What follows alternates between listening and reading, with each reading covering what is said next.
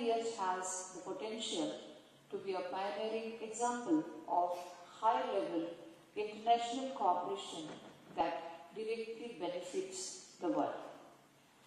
Friends, India's G20 presidency has revolved around the philosophy of Vasudhaiva Kutumbakam, that is, the world is one family. Nowhere is this more important than the field of global health, as the pandemic taught us. No one is safe until everyone is safe. Addressing inequality in access to health care is at the core of all our efforts under this G20 presidency.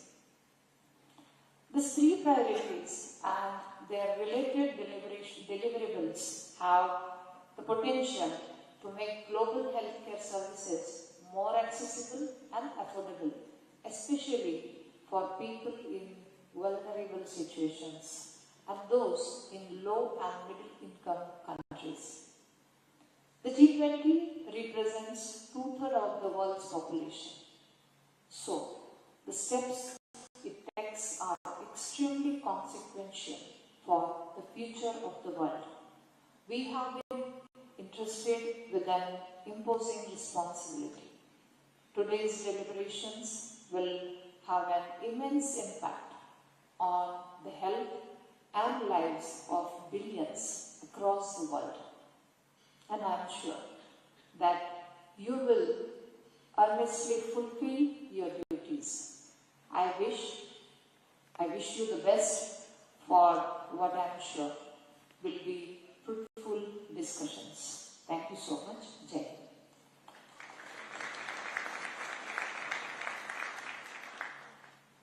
Thank you, ma'am, for inspiring us with your thought-provoking address. Now I would like to invite our distinguished Troika for delivering their opening remarks, starting with Indonesia. I will request if the opening remarks may be limited to 5 minutes each. Indonesia, the floor is yours, please.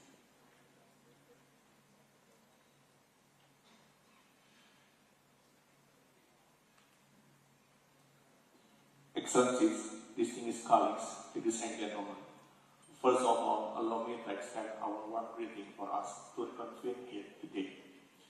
On this momentous occasion, as we gather for the G20 deputies meeting, I would like to extend my heartfelt congratulations to the people of India on the celebration of their Independence Day on the 15th of August. The significance of this day marks the triumph of freedom, resilience, and the unwavering spirit of a nation.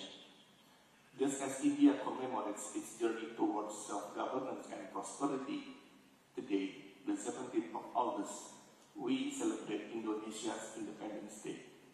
The celebrations surrounding our Independence Days are a testament to the indomitable spirit of our people, a spirit that has driven us to overcome challenges and embrace opportunities with determination. Colleagues, in the past months, we have been engaged in developing an outcome document for the health ministers, which summarize our collective views, agreements, and commitments to strengthen our collaboration. Unity, resilience, and innovation that have shaped our nations can serve as guiding light for our collaborative efforts within the G20 framework. Throughout our discussions, we have witnessed the importance of building on efforts from previous presidencies and lessons learned. As we approach the closing of this consultation, I would like to emphasize the following key points based on the issues discussed during the 3 hot working group meetings and virtual consultations. 1. To achieve comprehensive and sustainable health outcomes, it is essential to adopt a multi-sectoral approach and promote integrated policies. 2. We must invest in robust health systems, prioritize research and development, and establish mechanisms for rapid response and recovery in the face of future health threats. 3. Our collective efforts, again, are being tested to ensure that our health interventions will leave no one behind. Colleagues, your perspective and comments as well as your flexibility to reach an agreement on some parts of the document are key. And I would like to appeal to all of us to continue to engage in such collaboration and collegiality amid this difficult period. We fully support India in conducting this final consultative meeting and ensuring its efficiency. We hope our discussion will not drag on until dawn like last year in Bali. Thank you.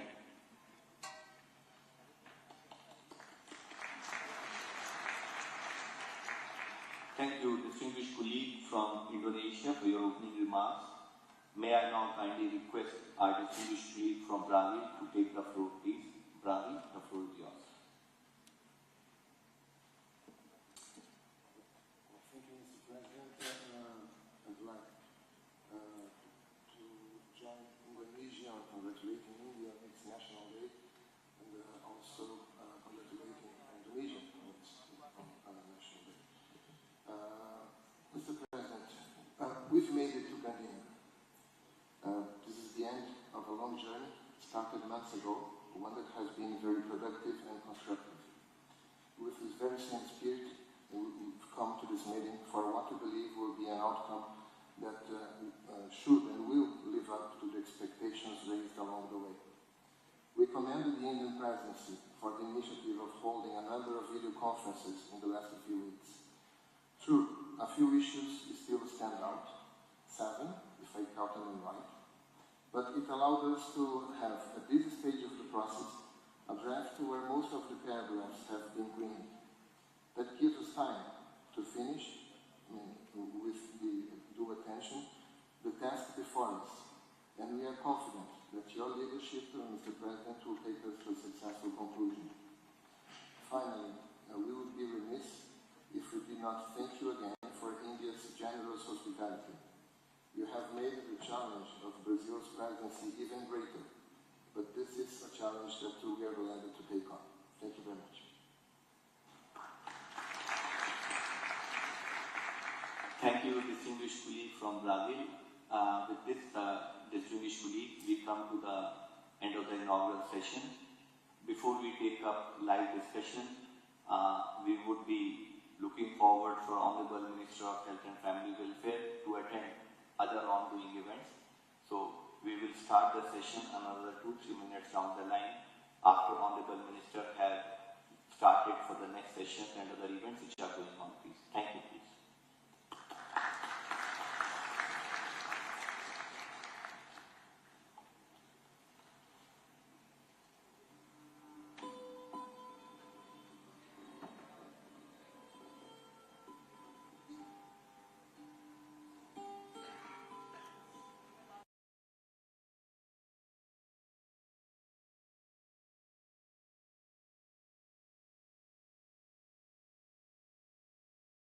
Dr. Hans Kluge to please join in the ceremony. Vakratunda Mahakaya Ms. Linpo Wangmo. Surya Koti Samaprabha Nirvikhnam Kurumi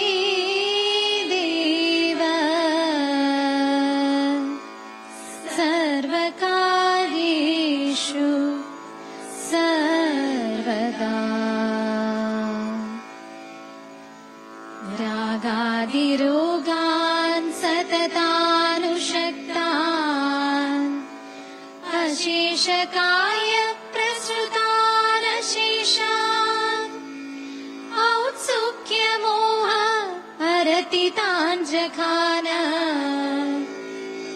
Yo purva vaidyaya namostu tasmai Yo purva vaidyaya namostu tasmai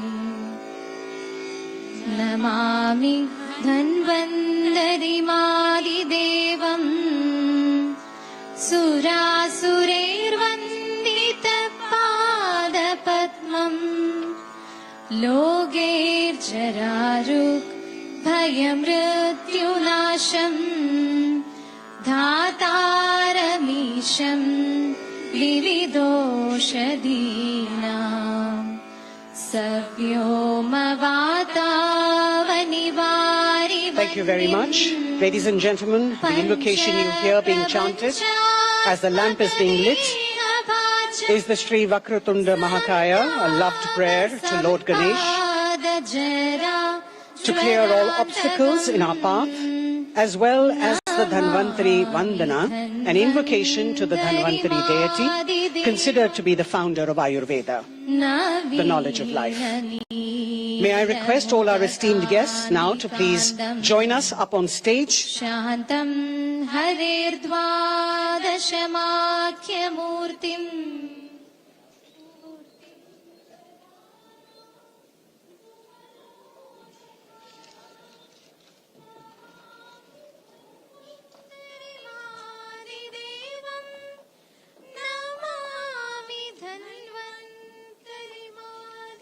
May I request Ms. Vivian Tatiana Kamcho Hinojosa to please join us on stage.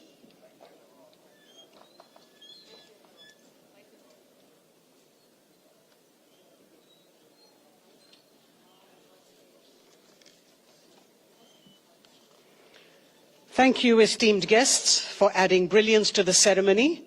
May I request all the photographers to kindly please move to the aisles, so that you're not blocking the view of our guests. Ladies and gentlemen, we now begin with a short curtain raiser video that will unlock the power of traditional medicine with science and innovation.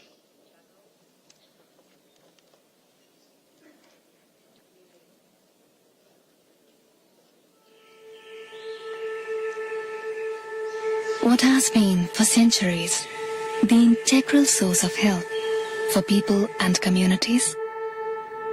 What is still the first port of call for millions of people worldwide for their health and well-being? Its traditional, ancestral and indigenous knowledges of health and the world around us, constantly evolving, in balance with self, in harmony with nature. But how can we harness its potential to help us address the health challenges of our busy lives? To turn the promise of health for all into a reality for all. To deliver people-centered health services that are respectful of cultures and traditions. By sharing our knowledge and experiences of traditional practices, we can understand, acknowledge, and advance its role in building a fairer, safer, and healthier future. Respecting the wisdom passed down from generations and embracing science, technology, and innovative thinking. Blending traditional and conventional, underpinned by robust evidence, innovation, new technologies, and sustainability. Imagine if we combine the best of the modern and the best of the ancient to support harmony with self, societies, and nature. It can be done. Together, we can embrace the potential of traditional medicine and create a healthier, more sustainable, and balanced world.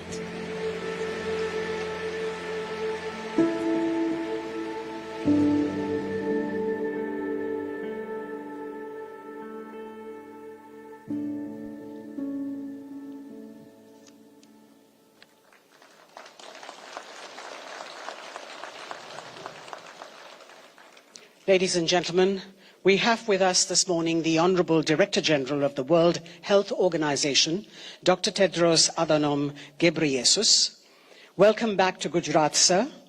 Dedicated to the well-being of all people and guided by science, the World Health Organization leads and champions global efforts to give everyone, everywhere, an equal chance at a safe and healthy life. It is with warm memories that we recall Dr. Tedros and the Honourable Prime Minister of India being in Gujarat last year for the groundbreaking ceremony of the WHO Global Traditional Medicine Centre that recognises the contributions of traditional medicine towards achieving health for all. Welcome once again, Director General, as I invite you now to welcome all our delegates and guests. Dr. Tedros.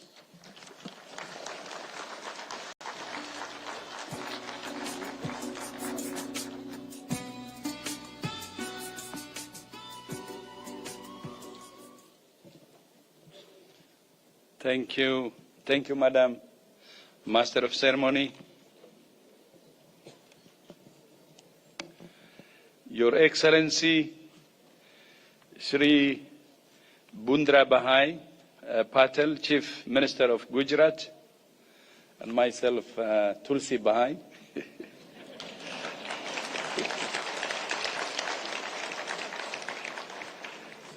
And Your Excellency, Shri Sirbananda Sonowal, Minister of Ayush, Your Excellency, Shri Mansukh Mandaviya, Minister of Health, Excellencies, my dear colleagues, RDs, dear colleagues and friends.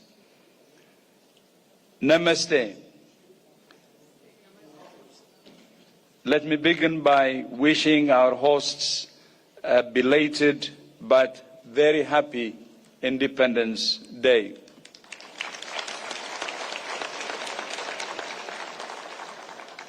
It's an honor to be with you here in Gandhinagar for the first WHO Traditional Medicine Global Summit.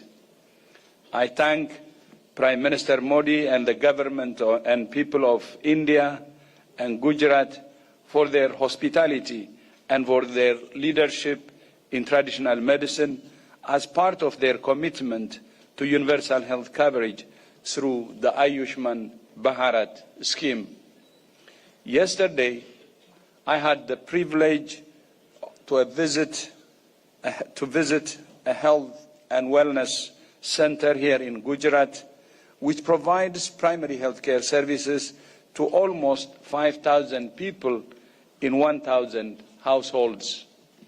I was so impressed with the way India is using telemedicine to provide consultations remotely, expanding the delivery of services and saving patients time and money in traveling.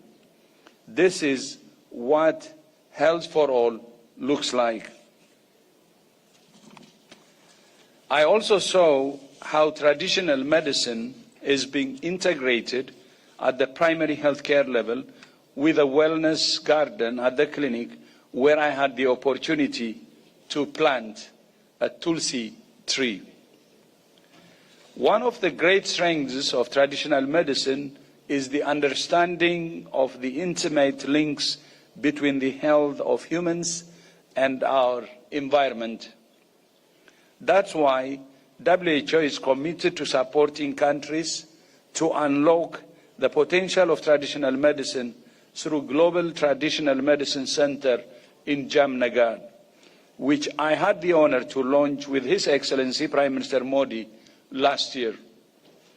At that time, we decided to co-host the first WHO Traditional Medicine Global Summit, jointly celebrating WHO's 75th anniversary and India's 75th anniversary of national independence, alongside India's presidency of the G20. We plan to make this a regular event, maybe every 2 years, to provide an established global forum for sharing evidence and best practices in the use of traditional medicine. Traditional medicine is as old as humanity itself. Throughout history, people in all countries and cultures have used traditional healers, home remedies, and ancient medicinal knowledge to meet their needs for health and well-being. At some point in our lives, most of us will use some form of traditional medicine. Growing up in Ethiopia, a country with its own rich history of traditional medicine, I saw firsthand how communities relied on traditional practitioners for their health needs. Traditional medicine is not a thing of the past. There is a growing demand for traditional medicine across countries, communities, and cultures. Traditional, complementary, and integrative medicine is especially important for preventing and treating non-communicable diseases and mental health and for healthy aging. Traditional medicine has a long history. Over 3,500 years ago, Sumerians and Egyptians used bark from the willow tree as a pain reliever and an anti-inflammatory. The ancient Greeks used it to ease the pain of childbirth and cure fevers. Then in 1897, the chemist Felix Hoffmann synthesized aspirin, and the drug has gone on to improve and save the lives of millions of people every day. Likewise, the Madagascar periwinkle, which is now the source of childhood cancer drugs, is mentioned in Mesopotamian folklore as well as Ayurveda and traditional Chinese medicine. Medicinal plants like hawthorn and foxglove have been used to treat cardiovascular disease and hypertension, and a derivative of the wild Mexican yam is one of the first active ingredients in contraceptive pills. India has a rich history of traditional medicine through Ayurveda, including yoga, which has been shown to be effective in alleviating pain. As someone who spent many years researching malaria transmission, I am inspired by Chinese scientist Tu Youyou, who leveraged traditional knowledge to achieve a breakthrough in malaria treatment. After testing unsuccessfully over 240,000 compounds for use in antimalarials, Tu Youyou turned to traditional Chinese medical literature for clues. There, she and her team found a reference to sweet wormwood to treat fevers. In 1971, Tu Youyou's team isolated artemisinin, an active compound in sweet wormwood that was particularly effective in treating malaria. Artemisinin is now the backbone of malaria treatment. These are just a few examples. There are many more. Traditional medicine has made enormous contributions to human health and has enormous potential. Through this summit and the WHO Global Center for Traditional Medicine, WHO is working to build the evidence and data to inform policies, standards and regulations for the safe, cost-effective and equitable use of traditional medicine. This is not a new area for WHO. In 2014, our member states approved the first global 10-year strategy for traditional medicine.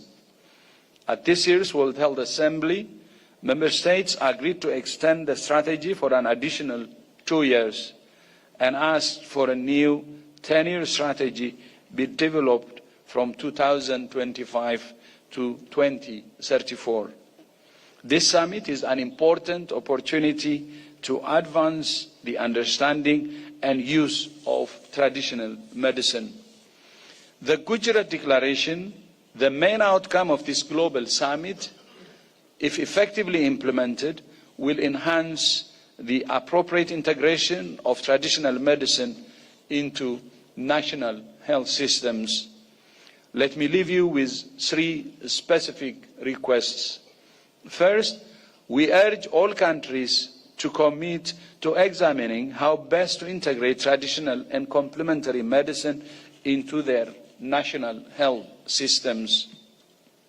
Second, I urge you all to identify specific, evidence-based and actionable recommendations that can inform the next WHO traditional medicine global strategy. Third,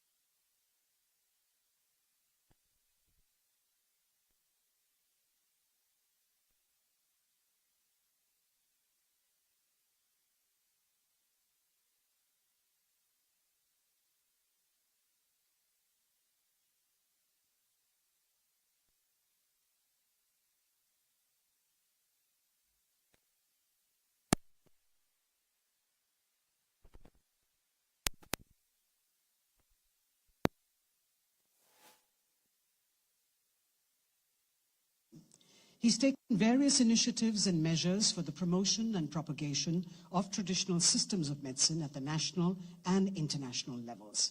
A keen sports enthusiast, Sri Sonowal is an avid practitioner of yoga and Ayurveda.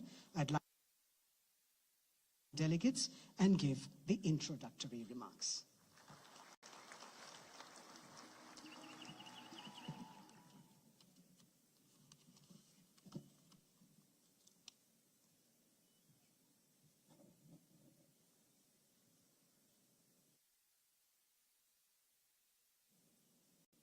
Namaskar. Good morning to you all.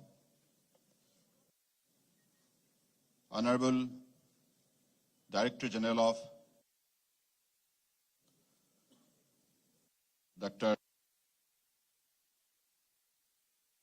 Ghebreyesus, Honorable Minister of Gujarat,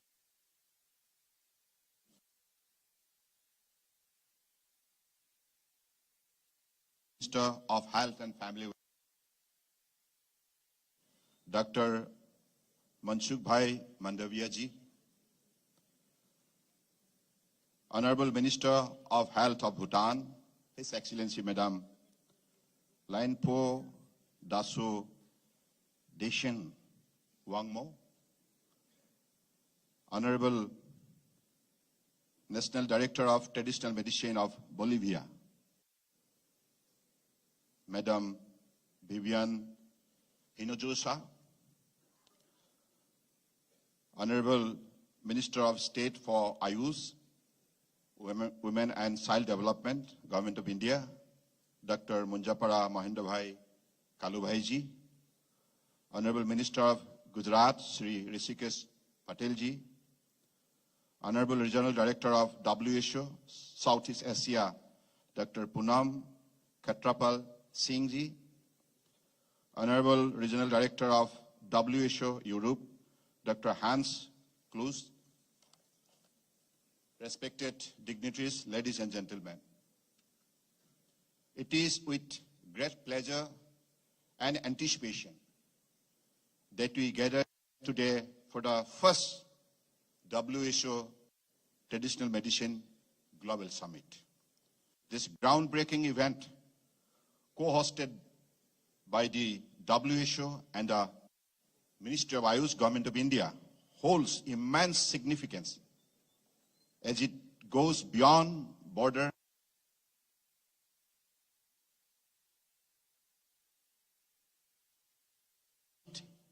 distinguished by its co-branding with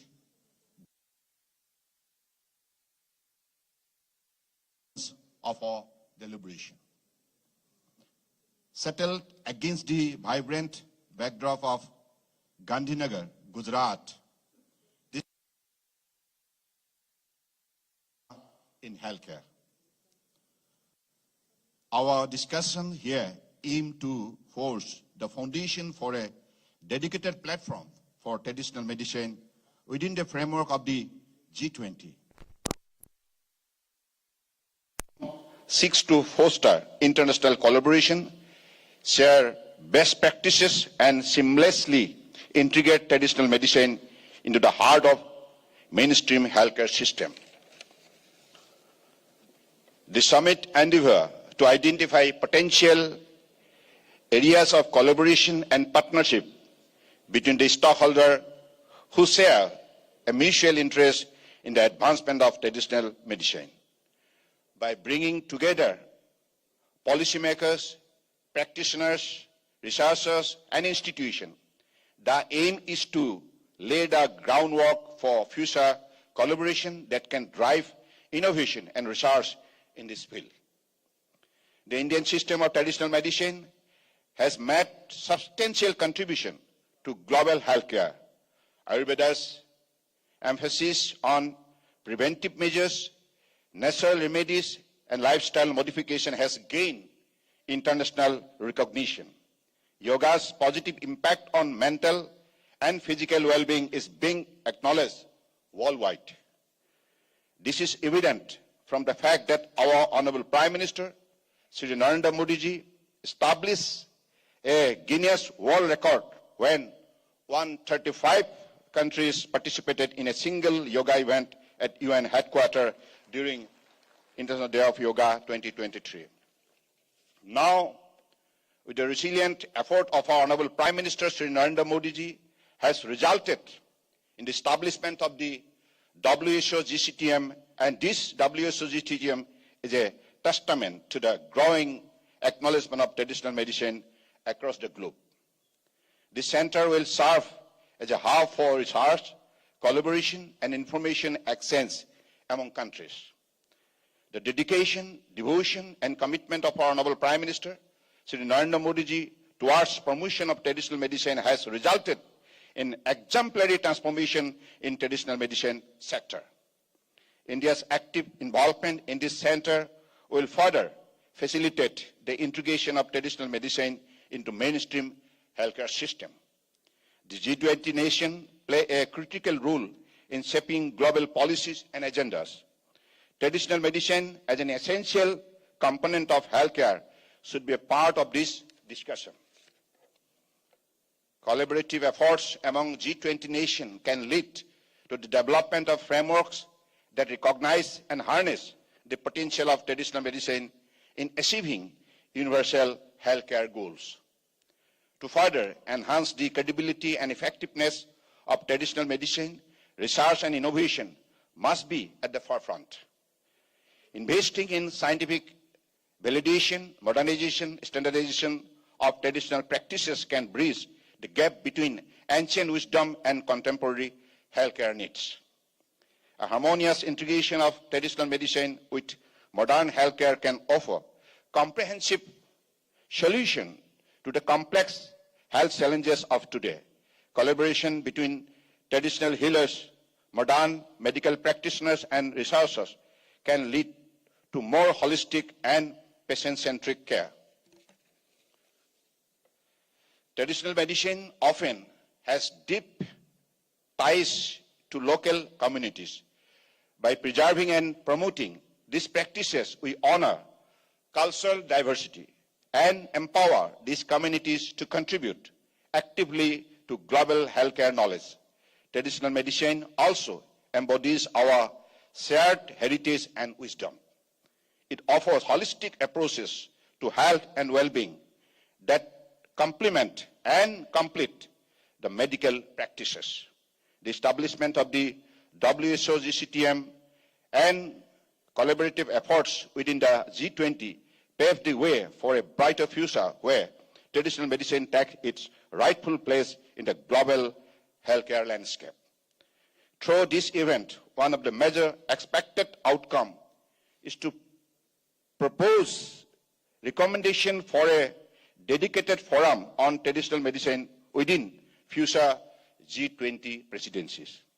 This platform will foster ongoing discussion and collaboration to integrate traditional medicine into global healthcare agendas. Through this platform, I extend my heartfelt greetings and well wishes to all who have joined hands in ensuring better healthcare security to the world. I also thank Honorable Prime Minister for making this dream possible. And today we are honored that our popular Tulsi Bhai is with us to inspire us to promote the traditional system of medicine. Thank you. Jai Hind.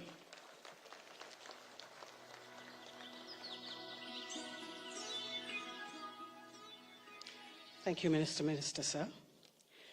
Traditional medicine is a fact of life for millions of people around the globe.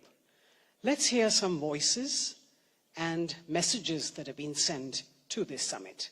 We would like to now share with you a short film that brings us views of indigenous peoples, traditional medicine practitioners, and beneficiaries.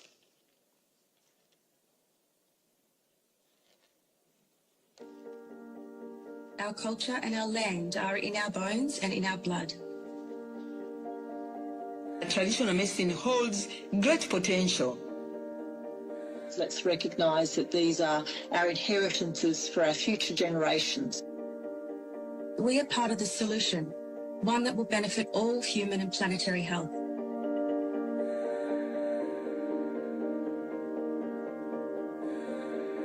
It's very hard to be healthy on a land that's screaming out for help. Humanity cannot be well when we're not caring for what looks after us, and that's our planet Earth.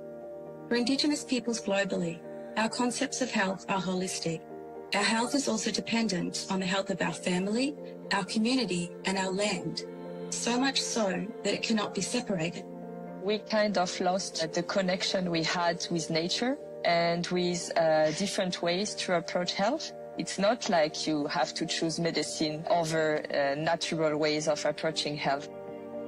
I think it's important that we redress the balance so that it's not all one thing or the other, but actually that we can find a beautiful middle ground. Medicine comes from a culture, from a geography, from a place, from a people, from a need, from a climate. Traditional medicine matter to the people of Africa because this is our culture, this is our future. I think it's important that we realise that conventional and traditional medicine can go hand in hand. Today there's more reliance on Western medicine, and what we do need to have a really strong forward-looking, progressive way of being able to recognise the medicines of millennia.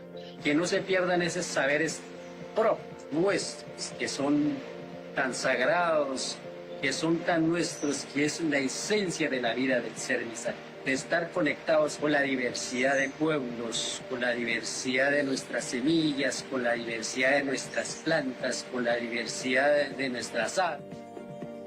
Yoga is basically an ancient Indian practice. Yoga brings out the positivity from within, it improves our mental well-being, and it brings out the overall well-being of an individual. TCIH is about more than just medicines. We need research on professions and practices, more than just products. We, as Indigenous peoples, know that our intimate and intricate understandings of our lands and our medicines have so much to offer everyone. It's now time to recognise the opportunity that we have. It's time to turn on our ears, open our eyes, open our hearts, and understand where we need to go to together, collectively.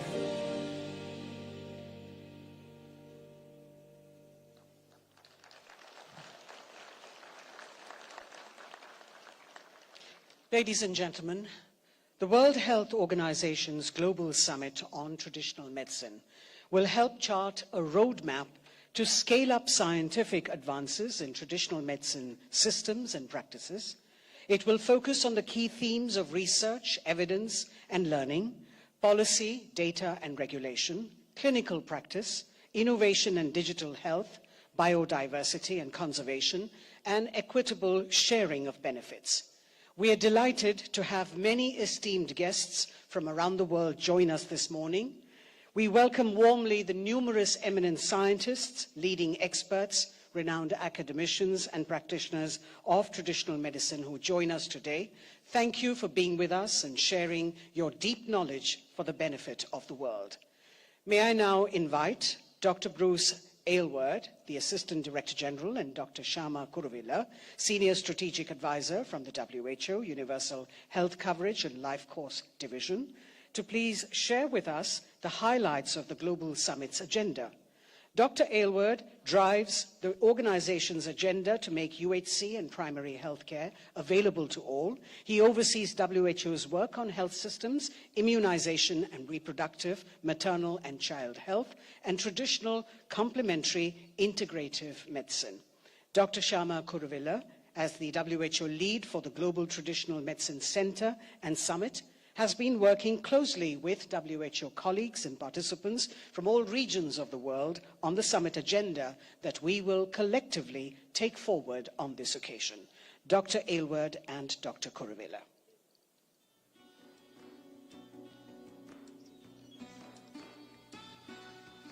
Excellencies, ladies and gentlemen, we are honored and privileged to be here today with participants from around the world at the first WHO Traditional Medicine and Global Summit. The summit looks anew at the vast potential and applications of traditional medicine amidst important challenges and opportunities to achieve universal health coverage and health for all. The summit aims to catalyze potential commitments and collective action towards the evidence-based integration of traditional medicine in national, regional, and global policies and systems for health and well-being of people and the planet. A very warm welcome and thank you to all the participants who've contributed to lead on this agenda. This agenda has been designed to chart a roadmap to scale up scientific advances and innovation for traditional medicine systems, practices, and impact. Our stage in plenary 1 will be set with a session on planetary health and well-being, recognizing and respecting the contributions of indigenous knowledges and resources, and also the modern traditional medicine professions and systems. And the session progresses with key themes on research, evidence, learning, policy, data and regulation, innovation, biodiversity and conservation, that's a priority for so many here, and equitable sharing of benefits. We will hear more about these issues being taken up in a joint dialogue with the G20 ministers that will be held on day 2 of the summit. A stronger evidence base, which is WHO's priority as the lead technical agency of the United Nations on health, will enable countries to develop appropriate mechanisms and policy guidance for regulating, ensuring quality, and the safe and effective use and equitable access to traditional medicine, and supporting the development of traditional medicine systems, practitioners, and products according to national contexts, national needs for people's health and well-being. Ladies and gentlemen, what happens in this hall is just one part, of course, of the summit. We have the exhibition hall, as you know, at the Traditional Medicine Summit, which is a regional and global showcase of traditional medicine around the world.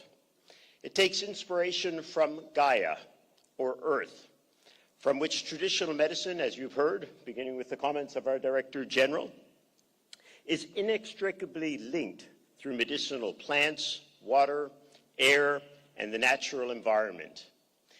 Giving form to Gaia, at the center of the exhibition hall, you will see a wish tree.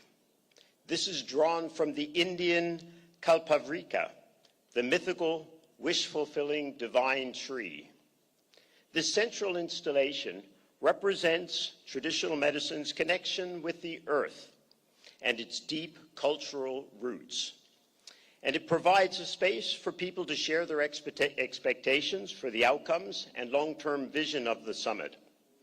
Spreading out from the wish tree, you will see 8 spaces that contain global and regional exhibitions on traditional medicine. These spaces include exhibits for each of the 6 WHO regions, from Africa, the Americas, the Eastern Mediterranean, Europe, Southeast Asia, and the Western Pacific, as well as the Traditional Complementary and Integrative Medicine Unit of WHO headquarters and the WHO Digital Health and Innovation Department. Additionally, there is an exhibition space for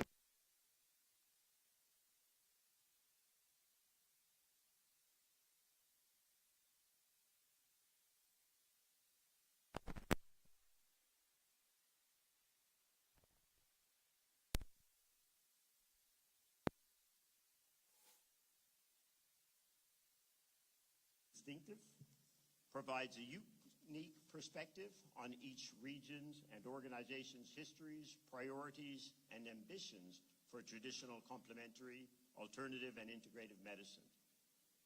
We welcome you all to engage with these interactive exhibits, learn and draw inspiration from their content, and share with us your wish for traditional medicine and its contribution to planetary health and well-being for all.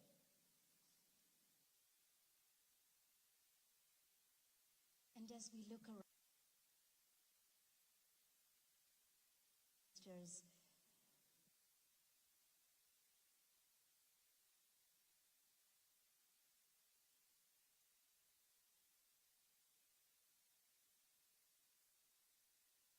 context in your cultures and what can be shared globally for planetary health and well-being, I think we will take inspiration from that saying, Vasudhaiva Kudumbakam, the world is one family, and thank you for being part of ours today.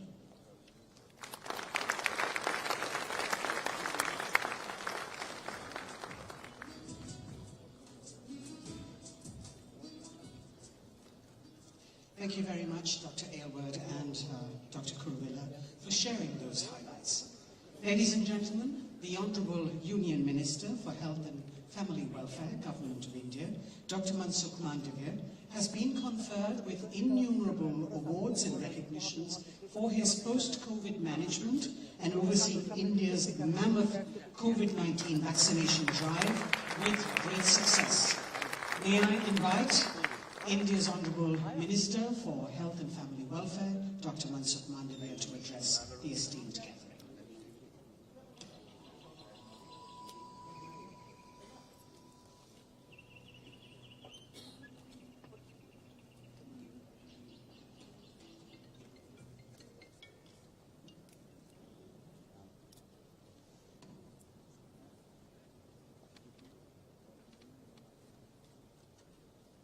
Sitting on dais, Chief Minister of Gujarat,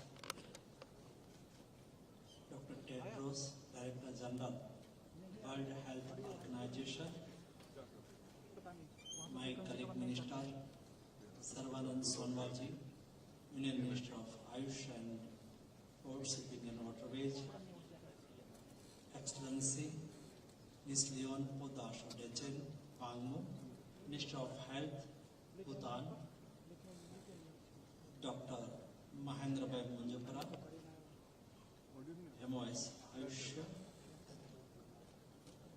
Poonam Khetrapalji, Regional Director WHO, Hrishikesh Bhai Patel, Honorable Health Minister of Gujarat, Vivian Dino Josa, representative from Bolivia, distinguished delegates. Good morning, everyone. With great pleasure, I extend a heartfelt welcome to all the distinguished ministers and esteemed delegations in the enchanting land of Gujarat for the momentous occasion of the first WHO Traditional Medicine Global Summit at Gandhinagar. Gandhinagar city was named in honor of Mahatma Gandhi, also known as the father of nation. Gujarat is also the land of legend like Sardar Vallabhbhai Patel, known as the Iron Man of India, due to his commitment to national integration in the newly independent country.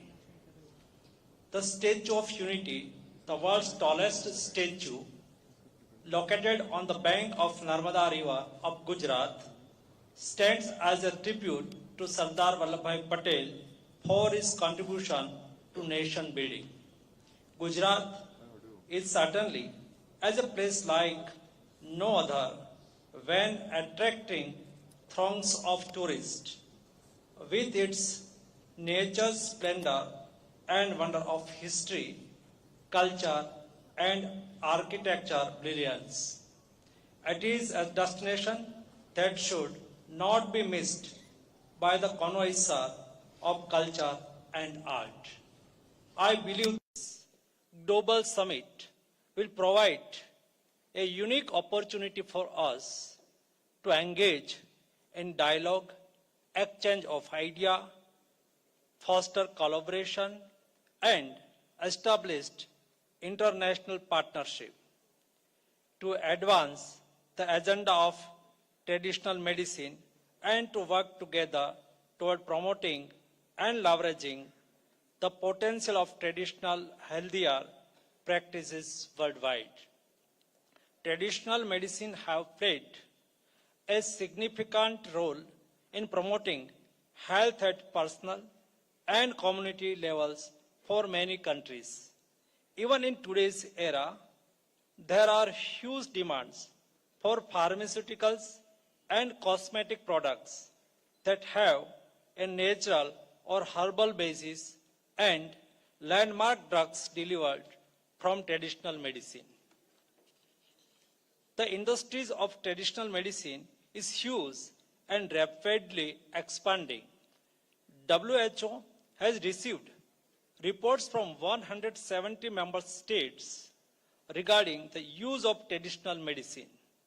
These states have expressed need for evidence and data in order to shape policies, establish standards, regulates the safe, cost-effective, and fair application of traditional medicine. Therefore, this global summit on traditional medicine can be the platform to mobilize political commitment and evidence-based action on traditional medicine, which is the first port of call for millions of people worldwide to address their health and well-being needs. I believe that in the next 2 days, the first global summit on traditional medicine under the theme towards health and well-being for all will facilitate the exchange of best practices and game-changing evidence, data, and innovation aligned with science and nature. We acknowledge that WHO has established the Global Center for Traditional Medicine in Jamnagar, Gujarat. India is acknowledged and knowledge hub with a mission to catalyze ancient wisdom and modern science for the health and well-being of people and the planet. The WHO Traditional Medicine Center scale up WHO's existing capacity in traditional medicine and supplement the core WHO's functions of governance, norms, and country support carried out across the 6 regional officers and headquarters. By incorporating the knowledge of traditional medicines into our research and innovation, we can effectively work toward achieving health-related sustainable development goals, truly embracing the One Earth, One Family, One Future approach. Thank you very much.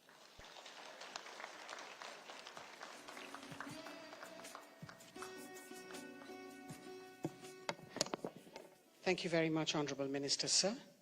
Ladies and gentlemen, we now share with you a short video message from Dr. Ngozi Onkoja Iweola, the Director General of the World Trade Organization.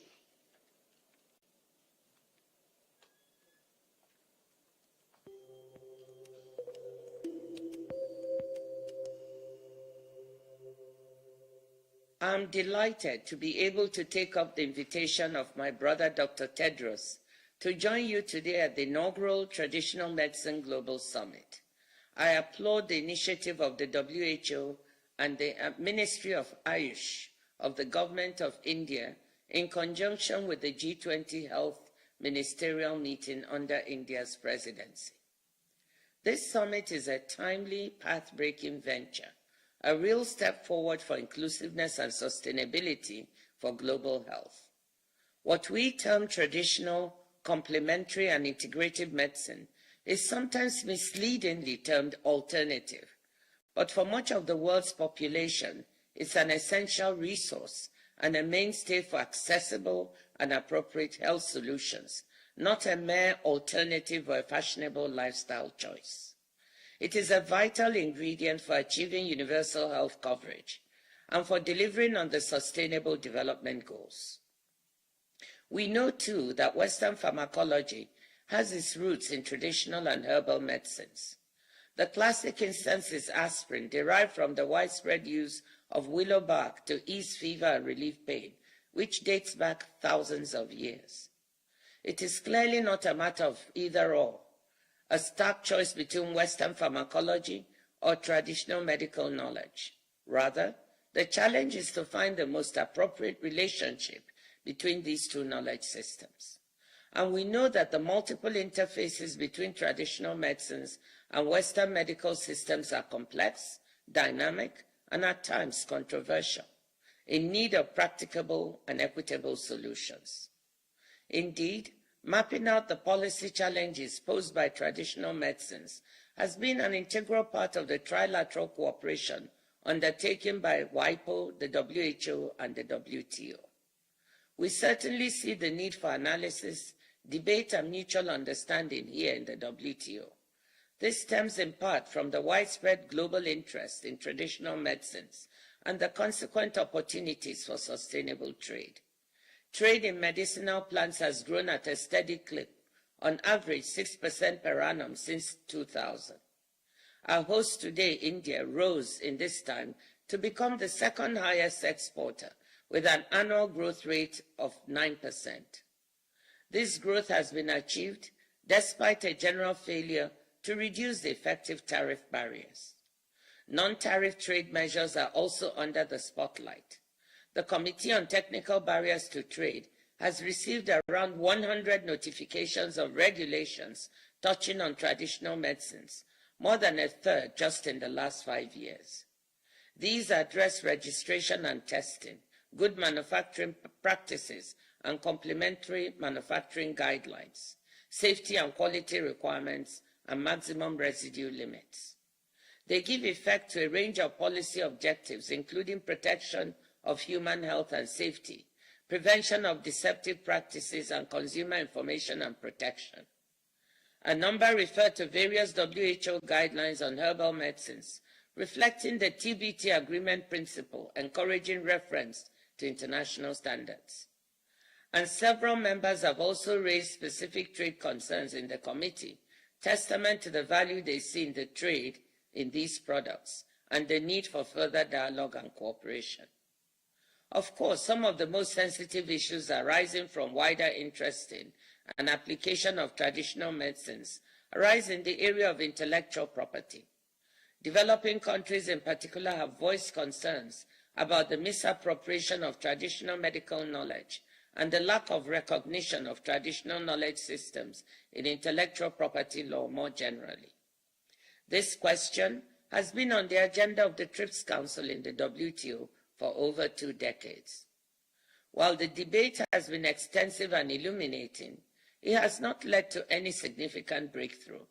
I note, however, that our colleagues in the World Intellectual Property Organization, WIPO, will be convening a diplomatic conference early next year to deal with one of the most intensively debated questions, that of a possible obligation on the part of patent applicants to disclose the origin or source of genetic resources and associated traditional knowledge used in an invention. This may well be a significant turning point in this long-running debate. And I know that, again, our co-host today, the government of India, is playing an active and engaged role in this process. I'm sure that the present summit will go far in advancing wider understanding of the significance of traditional medicines and the need for a concerted and inclusive response to the issues raised. And I'm glad to see the proposal for successive summits in other regions of the world. I wish you every success in this invaluable program of work. Thank you and good luck. Thank you, Dr. Iviola. I'd like to now invite to speak the Regional Director, World Health Organization, Southeast Asia region, Dr. Poonam Khetarpal Singh, who has devoted more than 5 decades to strengthening public health as a leader and manager at national and international levels.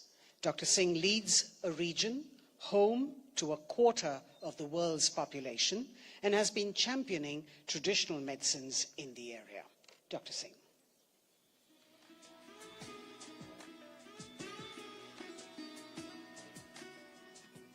Director General WHO, Dr. Tedros, Honorable Minister of Ayush, Shri Sarvananda Sanovalji, Honorable Minister of Health and Family Welfare, Dr. Mansukh Mandaviya ji, Honorable Chief Minister of Gujarat, Shri Bhupendra Rajnikant Patel ji, Honorable Health Minister of Bhutan, Tasho Dejan Wangmo, my colleague from WHO's Euro, Dr. Hans Kluge, other distinguished dignitaries on the dais, ministers, ambassadors, health practitioners from all over the world. It is a privilege to address you today on this historic occasion at the first Global Summit on Traditional Medicine, which is the first major meeting to be held by the WHO Global Center for Traditional Medicine. For 75 years, WHO has sought to achieve health for all as its guiding mission. Not health for some, not health for many, but health for all. And not just health in the physical sense, also well-being as emphasized in our founding constitution.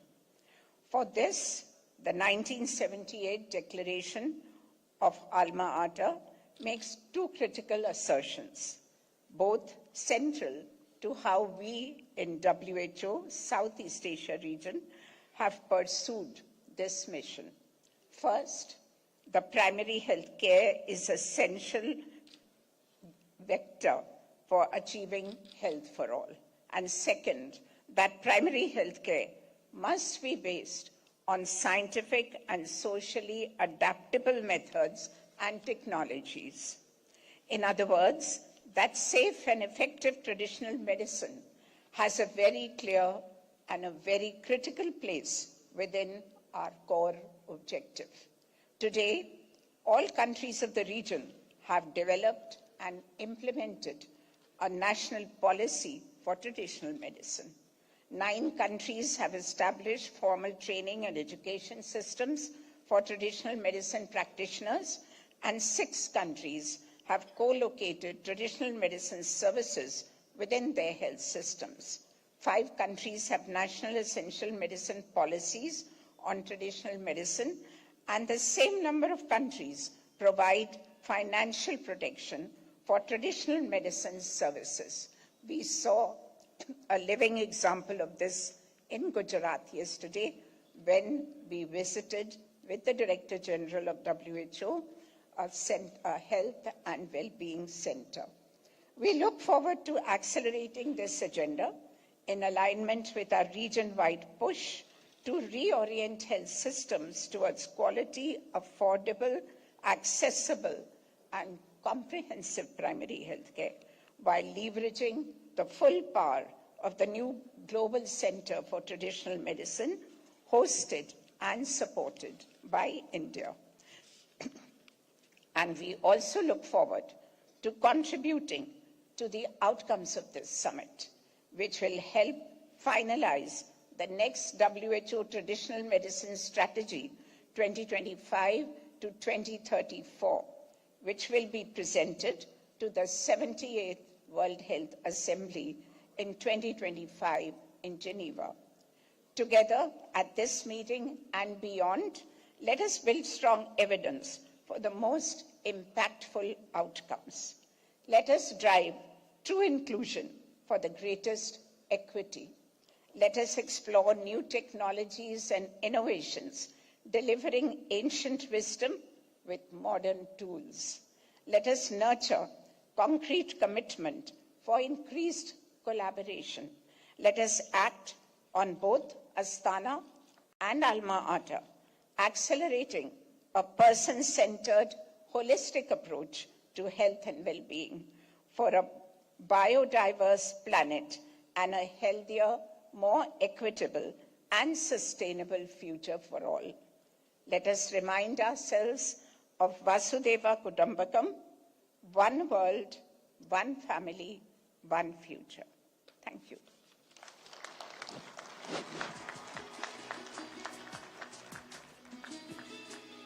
Thank you, Dr. Singh. I'd like to now invite the Regional Director, World Health Organization for the European region, Dr. Hans Kluge, a public health expert with more than 25 years of experience spanning 3 continents, to address the congregation. Dr. Kluge led the development of a new WHO European region vision on health systems for prosperity and solidarity, drove work on a regional study on universal health coverage and financial protection, and prioritized a focus on service delivery, including integrated and primary health care. Dr. Kluge.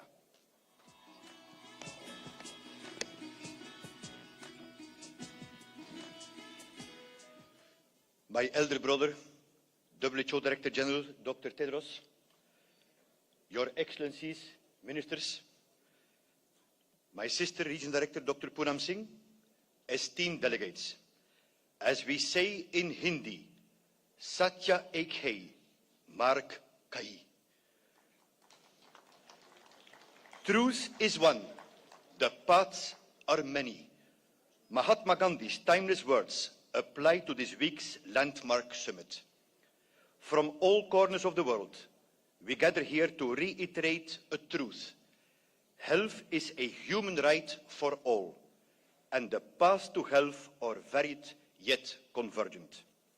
Truly, unity in diversity, the very essence of traditional complementary and integrative medicine, and the very essence of our gracious host, India, marking a special jubilee of its independence.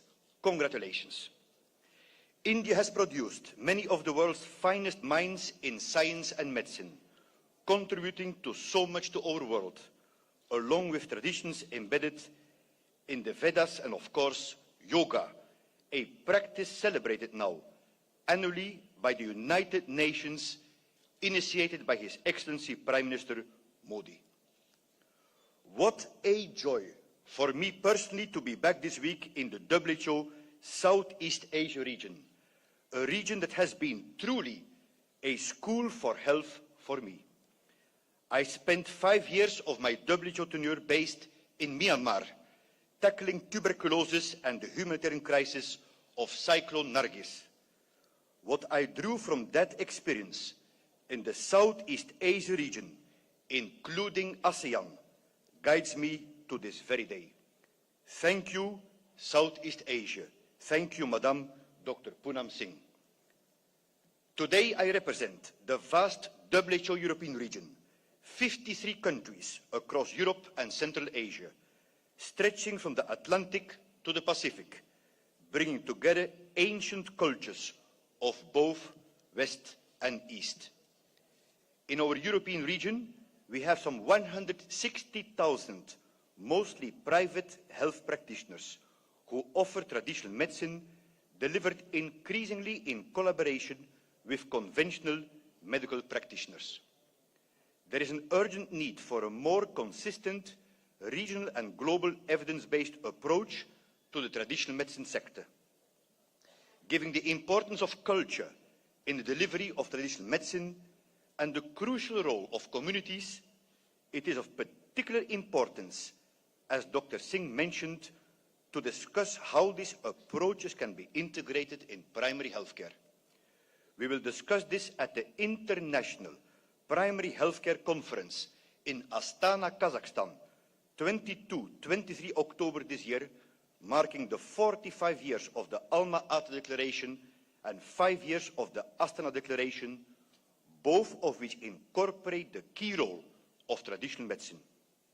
Finally, it is significant that this week's summit is complemented by the G20 Health Ministers meeting here in Gandhinagar under India's current G20 presidency. As a key forum for international economic cooperation, what the G20 says and does has significant impact well beyond its membership. Amid discussions on the economics of health and the political decisions that will be taken as a result, I am reminded of another saying by Mahatma Gandhi. Ye swastye jo asli danghei, soni orchandi, ke tukdi machin. It is not pieces of gold or silver, but health that is the real wealth. Janjavat.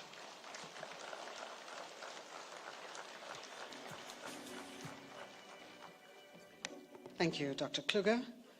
Ladies and gentlemen, science, evidence, and the way forward in scaling up the rigorous research on traditional medicine will loom large at this summit. It is the science that will realize the full potential of traditional medicine for health and well-being to turn ancient knowledge into game-changing interventions. Let us now hear from two Nobel Prize winners for physiology and medicine. We begin with Professor Harold Varmus, a Nobel laureate for his research on the genetic basis